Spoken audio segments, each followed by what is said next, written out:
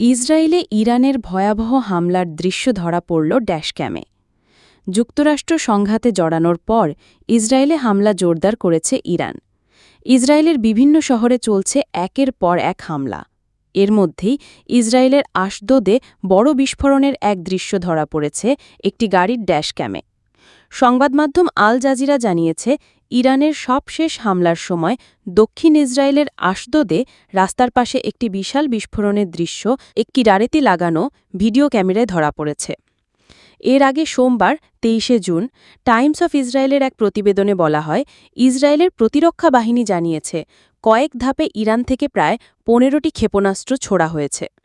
এ ঘটনায় এখনও পর্যন্ত কোনো হতাহতের খবর পাওয়া যায়নি, তবে বেশ কয়েকটি এলাকায় ক্ষেপণাস্ত্রের আঘাতের খবর পাওয়া গেছে। তার আগে ইরানের ব্যালিস্টিক ক্ষেপণাস্ত্র হামলার মধ্যে ইসরায়েল জুড়ে সাইরেন বাজতে থাকে। এ সময় নাগরিকদের আশ্রয় কেন্দ্রে যাওয়ার নির্দেশ জানায়। টাইমস অফ ইসরায়েল বলছে, দক্ষিণ ইসরায়েলের আশদোদ এলাকায় ব্যালিস্টিক ক্ষেপণাস্ত্রের আঘাতের খবর পেয়ে চিকিৎসাকর্মীরা উদ্ধার অভিযান শুরু করেন। এছাড়া ইরান থেকে ছোড়া আরও একটি ক্ষেপণাস্ত্রের আঘাতের মধ্যে উত্তর ইসরায়েলে নতুন করে সাইরেন বেজে ওঠার খবর জানিয়েছে টাইমস অফ ইসরায়েল।